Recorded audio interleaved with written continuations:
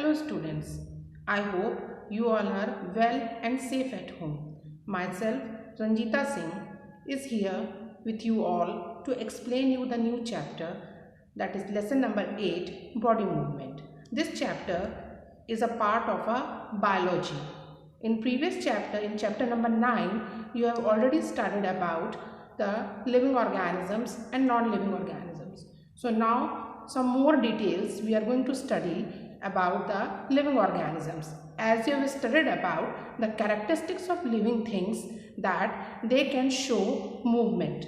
Now in this chapter we will study the following points: organization and structure of the body, movement in human beings, joints, types of joints, cartilage, what makes the bone move, gaits in animals. Gaits means movements. Okay, this chapter I am going to present you in two parts. In first part we will study about organization and structure of the body, then movement and movement in human beings. So in this chapter, the first I am going to explain you about organization and structure of the body. As you all know, all the living organisms, they are made up of cells. The cells are the smallest unit of living organisms, and on the basis of number of cells present, living organisms are categorized into two groups: unicellular, multicellular. Unicellular organisms are made up of one cell. Uni means one and multi means more than one. It may be more than one means of two cells also, three also, many, more than 300 or more than 100 millions. As we human beings, our body is made up of millions of cells. Now how this organization is present in our body, that is called organization and structure. So as you can see in this slide, cells, they make tissues, tissues they make organs, organs they make organ system they make organisms. Means cells, they make tissues. It means a group of similar cells that perform a particular function is called a tissue. Okay, so this in our body you can see it is given that there are different types of cells: muscle cells, blood cells, nerve cells, cardiac cell, liver cell, intestinal cell. And these cells, they form a group, and that group is known as tissues.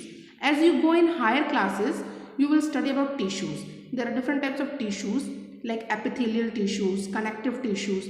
So this way you will study about all these tissues in higher classes.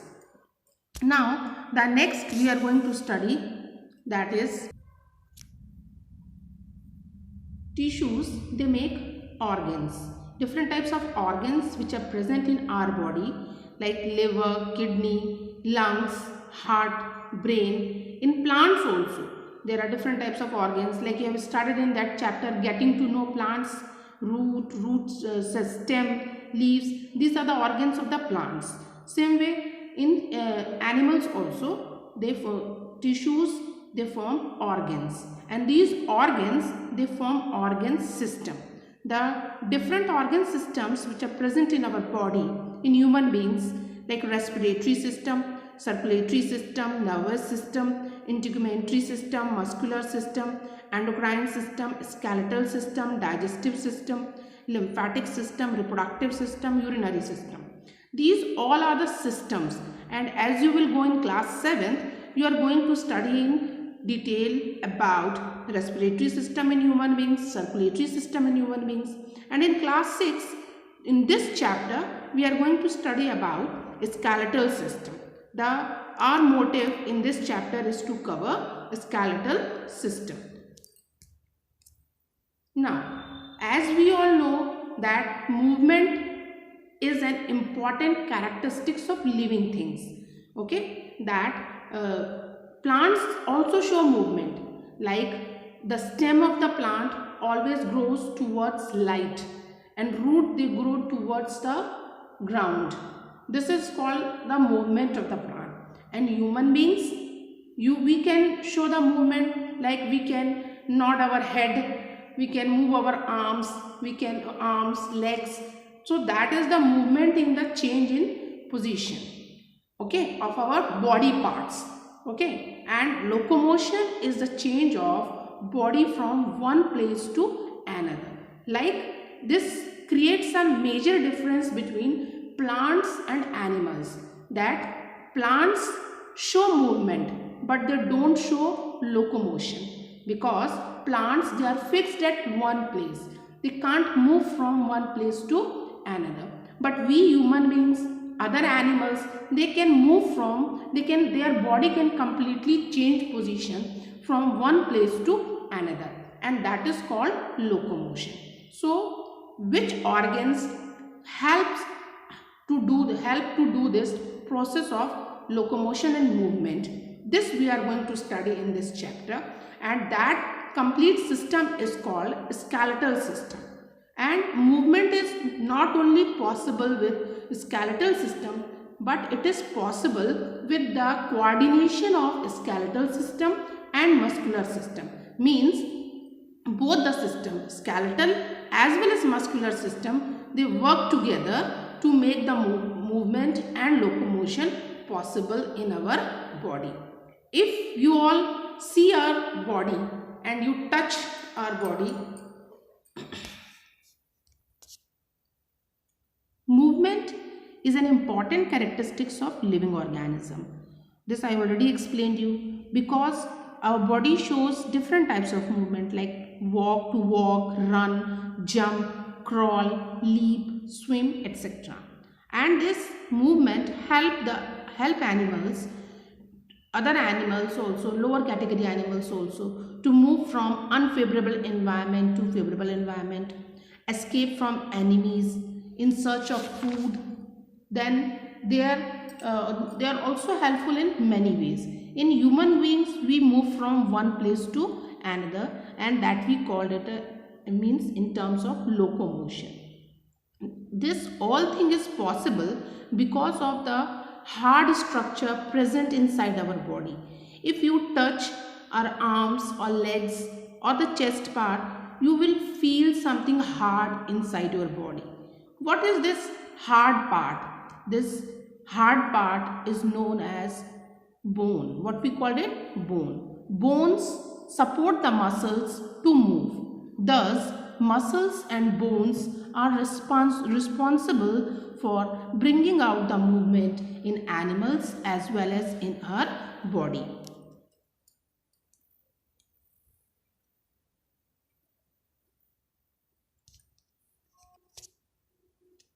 The bones form the general framework, and this framework of bones that gives shape to our body is called skeleton. This is known as skeleton. Okay, this figure is here. You can see this is the human skeleton. In Hindi, we call it kankal. Okay, so all animals, they are also having this framework of bones. Now, these bones are also a very important part of skeletal system. Bones, inside the bones, there is a soft tissue, and that is known as bone marrow. That is known, what we call it, a bone marrow, which produces blood cells, that white blood cells, red blood cells, and then other platelets also. These blood cells are the part of blood. You will study in 7th class, in higher classes, when we study about circulatory system. So this bone marrow help us to produce the blood cells. Now we are going to study about the movement in human beings. This is a complete picture you can see of human skeleton. In our body, there are, in an adult body we talk about, there are 206 bones. But when human beings are born, we have 300 bones in our body. But when we reaches adulthood, we are left with 206 bones, because many small bones, they fuse or they join together to make a single bone. So the number reduces from 300 to 206 bones. These bones are generally enclosed to the internal organs and help and give us support, strength and shape, and make the movement possible in our body. So the human skeleton, you can see the figure here, skull is there, the upper part you can see skull, then you are having limbs, then rib cage, then limb bones. Limb bones means we are having two types of limbs, upper limbs, lower limbs, or we can say that is upper limbs. Human skeleton is divided into two parts called the axial skeleton and the appendicular skeleton. Means the complete human skeleton, to understand and study, is divided into two parts. Axial skeleton, it consists of skull, rib cage, you can see the figure also, it consists of skull, rib cage, that's cage like structure you can say, then spinal column or backbone, so these three parts, they form the axial skeleton. Then both the arms and their support and legs and their supporting bones, they form the appendicular skeleton. I hope it is clear from the picture to you all. Now I am going to explain you about first axial skeleton. The axial skeleton has mainly three parts, as I already told you: the skull, the spinal column or the backbone. The spinal column is also known as backbone, and the rib cage. You can see the figures, it is labeled separately and you can easily understand that which part is called skull, which part is called rib cage. Rib cage is also known as thoracic cage. You can see in the figure. And the vertebral column, that is known as spinal column, vertebral column or spinal column. Now I will explain you little detail about all the parts. Skull. The human skull consists of 22 bones. Upper part of the human skull is made up of 8 flat bones joined together called cranium, and that upper part is called cranium. You can see in the figure that cranium, and it is also called brain box. It is also called brain box because this cranium protects the brain. It protects the brain, and it is dome shaped, means it is upper large structure. Then 14 bones of face and jaw form the facial bones. The cranium protects the most important organ of our body, brain. Beside brain, it gives protection to the eyes, ears and the nose, and they are present in the sockets. Sockets means that holes. You can see in the figure sockets. And in the skull, the only movable bone is lower jaw bone. Which bone? Lower jaw. You can see in your face. You just consider your complete face from the lower jaw to head. You can see only the lower jaw bone you can move, and no other bone is movable in the skull. I hope it is clear to you all. Okay. Why this lower jaw bone is movable? Because it helps us to eat and talk. Got that point? So that is the only movable bone in the skull. And it is also called mandible. It is also known as mandible. Okay. Now the another part of the axial skeleton, what is that? Spinal column or backbone. Okay. This backbone, it is a very important part of our body. It gives support to other parts of the body. Okay. And at the top of the backbone, skull is there. Skull is attached there, and this backbone is not one straight bone. It is made up of 33 bones, small bones called vertebrae, with fibrous material or disc in between them that make them to move. That's why we are able to bend our body upside, downside, left, right. It is possible. Got that all of you? So this way you can see the figure, and this is the figure of the backbone, and here the backbone is divided into that 7 bones which make up the cervical vertebrae, that is the neck bone, that is called cervical vertebrae. The 12 thoracic that helps to form the back of the rib cage or the chest bone. Okay, then the spine protects very important part, and that is called the spinal cord. Inside this small pieces of bones, they are hollow, and inside that an important nerves bundle is present. Nerves that are the important part of our nervous system, and they help to transfer the message to our brain. Okay, so that is called spinal cord, and which is protected inside the spine or the vertebral column. The main function of the backbone is to make the body stand straight, and a large number of movable joints in it help the body to bend forward, backward and sideways.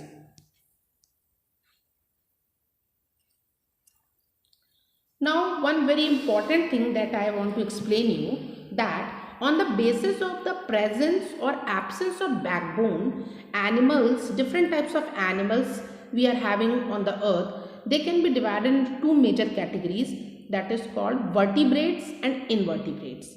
Vertebrates means animals that have a backbone are called vertebrates. For example, snake, rats, frogs, birds.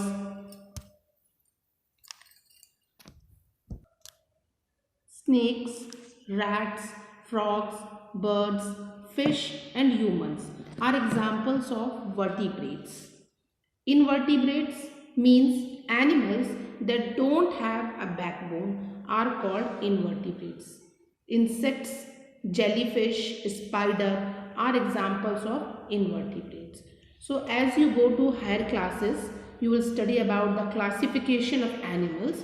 Then you will come to know that on the basis of this groups are made, that is vertebrates and invertebrates. Now the another important part of exoskeleton, that is rib cage. Rib cage, cage you know all of you, cage means pinjra like, पिंजरे जैसा एक structure जो होता है, that is present in our chest, and that protects our very important organs, that lungs, heart and support to liver and stomach also. Okay, so this rib cage, as it is shown in the figure, you can see the rib cage. It is made up of flat and curved bones, a cage like structure. It is made up of flat and curved. Curved means मुड़ी हुई bones होती हैं. Okay, and they make a cage like structure, and we are having this rib cage is made up of 12 ribs on each side. 12 ribs on each side means total how many bones? 24 bones are there. Okay, and one in front you are having the chest bone, that sorry, not chest bone, breast bone, that is called sternum. And from the back side, that flat curved bones are attached with the backbone. So they form a curved cage like, curved bones, they form a cage like structure. And as you see, the last 2 bones, they are not attached with the breastbone, not joined to the breastbones, they are hanging, they are floating. So they are called floating ribs. Okay, so this is the very important part of our body, and it is, protects the heart, lungs, 2 lungs, both the sides of the backbone. Okay, and they also support to the stomach and the liver.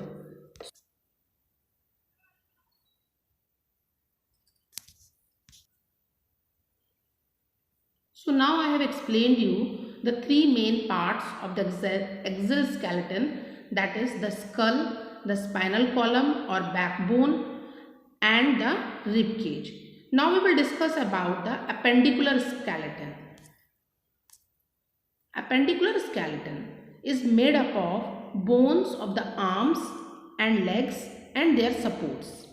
Now first of all we will discuss about the bones of arms and their support. The shoulder girdle. You can see the shoulder girdle consists of a triangular bone called scapula and a collar bone called the clavicle. The skeleton of the arm is divided into humerus, upper arm, radius and ulna, forearms. You can see in the figure will help you to understand that triangular piece of bone, that is scapula. Then upper arm, a long bone is there, that is called humerus. Then in the forearm, two bones are there, that is radius and ulna. And wrist bone, wrist bones are known as carpals, palm bones are known as metacarpals, and fingers bone phalanges. This figure will help you to understand it. So these are the main bones of our arms. Okay, so that is, we called it the first part of the upper limb. Okay, now we will study the leg bones. Leg bones consist of femur, that you all are knowing, the longest bone in our body. Which one it is? Thigh bone, or we call it a femur. Then tibia and fibula. You can just see the figure, tibia and fibula is there. Then that is the back of the foot. Then you are having metatarsus phalanges. The leg is attached to the trunk of the pelvic girdle, means or hip girdle, that we called it. The two hip bones are there. Each consists of three bones, the ilium, the ischium and the pubis. These bones are fused in adults, and our leg bones, the femur is attached in that pelvic girdle, and that helps to make the movement. This what type of attachment is there, that I will explain you in the joints.